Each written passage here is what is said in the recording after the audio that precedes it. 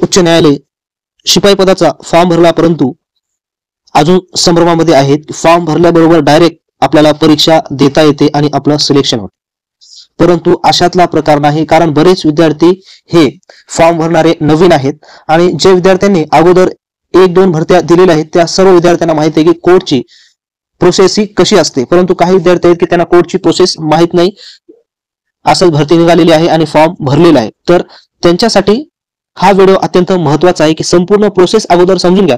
ज्या पद्धतीने इतर स्पर्धा परीक्षांमध्ये परीक्षा असतात, सरळ सेवा, डायरेक्ट फॉर्म भरला, परीक्षा दिली आणि चांगले मेरिट मध्ये आले की डायरेक्ट आपल्याला पोस्टिंग मिळून जाते, परंतु यामध्ये अशा प्रकारचं नाही. इथं कोणत्याही स्टेपला तुमचे काय होऊ शकते, रिजेक्ट तुम्ही होऊ शकता, त्या भरतीतून तुम्ही बाहेर पडू शकता. त्यामुळे तुम्हाला संपूर्ण प्रोसेस माहित असेल तर तुम्ही पुढे या भरतीमध्ये टिकू शकता, अन्यथा तुम्ही टिकू शकणार नाही. तर बऱ्याच विद्यार्थ्यांचे कमेंट्स येत होते, परंतु मित्रांनो तुम्हाला परिपूर्ण माहिती नाही, तर ह्या व्हिडिओमध्ये खास त्याच विद्यार्थ्यांसाठी मी परिपूर्ण माहिती देण्यासाठी त्यांना हा व्हिडिओ तयार केलेला आहे. तर जास्तीत जास्त संपूर्ण व्हिडिओ पहा आणि तुमच्या मित्रांना शेअर करा. तर पहा, सर्वात महत्वाची गोष्ट म्हणजे जो काही तुम्हाला अभ्यासक्रम आणि त्याची प्रोसेस माहित असणं अत्यंत आवश्यक आहे. अभ्यासक्रम नेमका काय आहे, तर सुरुवातीला तुम्हाला माहिती आहे तुम्ही फॉर्म भरलेला आहे. फॉर्म भरल्याच्या नंतर आता दुसरी जी स्टेप आहे ती असणार आहे शॉर्ट लिस्ट, आणि ज्या विद्यार्थ्यांचं शॉर्ट लिस्ट मध्ये नाव आलेलं आहे अशाच विद्यार्थ्यांना ती एक्झाम देता येणार नाही. हे देखील बऱ्याच विद्यार्थ्यांना माहित नाही की शॉर्ट लिस्ट काय असते आणि आम्ही तर फॉर्म भरलेला आहे, आम्हाला एक्झाम का देत नाही, असे काही विद्यार्थ्यांचे कमेंट्स येत आहे, परंतु अशातला प्रकार नाही. जर तुमचं नाव शॉर्ट लिस्ट मध्ये आलं तरच तुम्हाला एक्झाम देता येणार आहे, अन्यथा तुम्हाला एक्झाम देता येणार नाही. आता शॉर्ट लिस्ट लागल्याच्या नंतर तुम्हाला त्याची तयारी करायची, तर अभ्यासक्रम माहित असणं अत्यंत आवश्यक आहे. अभ्यासक्रम काय आहे, पूर्ण जीएस आहे, इतिहास असेल, भूगोल असेल, नागरिकशास्त्र असेल, विज्ञान असेल, मराठी असेल, मॅथ असेल 2 मार्काला, अशा प्रकारचं आहे. आणि चालू घडामोडी हा अभ्यासक्रम एकदम सिंपल आणि साधा अभ्यासक्रम आहे. त्याचं कंटेंट्स आपण तयार केलेलं आहे, त्याची लिंक डिस्क्रिप्शन बॉक्स मध्ये दिली आहे, तुम्ही जाऊन त्या ठिकाणी डाउनलोड करू शकता. आणि मित्रांनो, जास्त भरकटत बसण्यामध्ये काही अर्थ नसतो, कारण की कंटेंटला धरून जर तुम्ही अभ्यास केला, तयार केलं, तरच तुमची पोस्ट निघणार आहे, अन्यथा तुमची पोस्ट निघत नाही. त्याच्यामुळे इकडे बी मला भेटायला, इकडे बी मला भेटायला, आणि सगळ्याकडे भेटण्यामध्ये तुम्ही काय करता, तुमची पोस्ट हातामधून घालता. तशा प्रकार तुम्ही करू नका. एकाच गोष्टीवर फोकस करा, फॉलो करा आणि त्यानुसार तुम्ही अभ्यास करा. तर शॉर्टलिस्ट झाल्याच्या नंतर दुसरी जी स्टेप असते ती महत्वाची आहे मित्रांनो, लेखी परीक्षा.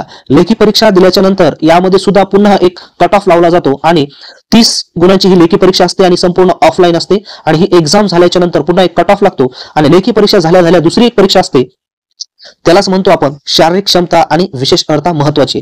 बऱ्याच विद्यार्थ्यांना डाऊट आहे की यामध्ये हाईट लागते का, ग्राउंड असते का, कारण नवीन विद्यार्थी त्यांना माहित नाही. तर मित्रांनो सांगू इच्छितो की हाईट लागत नाही, ग्राउंड लागत नाही, काही लागत नाही. तुम्हाला शारीरिक क्षमता ही अशी असते की आपल्याला एक वर्क दिलेलं असते, काम दिलेलं असते, ते तेवढं आपल्याला 20 मिनिटांमध्ये त्यांनी सांगितलेलं आज्ञेचं पालन करून तेवढं आपल्याला ती साफसफाई वगैरे करावी लागते. तर पुढची दुसरी स्टेप आहे शारीरिक क्षमता आणि विशेष अर्हता असेल.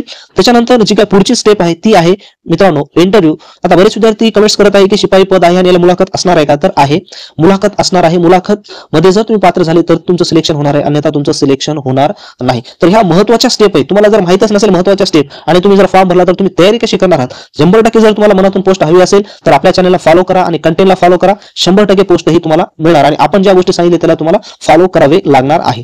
पुढचं आहे अंतिम निवड. आता ही स्टेप झाल्याच्या नंतर शेवटची असणार आहे अंतिम निवड.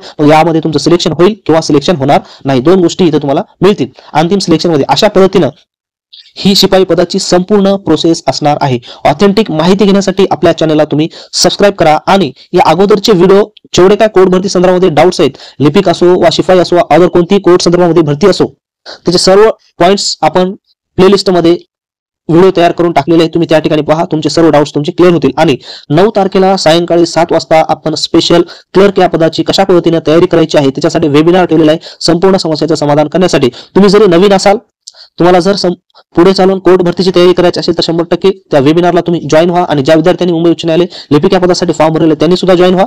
7 वाजता वेबिनार असणार आहे. जास्तीत जास्त विद्यार्थ्यांना तुम्ही हा व्हिडिओ शेअर करा, डाऊट्स क्लिअर होतील. आणि वेबिनारची लिंक डिस्क्रिप्शन बॉक्स मध्ये दिलेली आहे आणि तसेच नवीन अपडेटसाठी टेलिग्राम चॅनल सुद्धा आहे आपलं, त्याची लिंक सुद्धा डिस्क्रिप्शन बॉक्स मध्ये दिलेली आहे. त्या ठिकाणी तुम्ही त्याला सबस्क्राईब करा आणि व्हिडिओ जर आवडला असेल तर नक्की जास्तीत जास्त तुम्ही शेअर करा.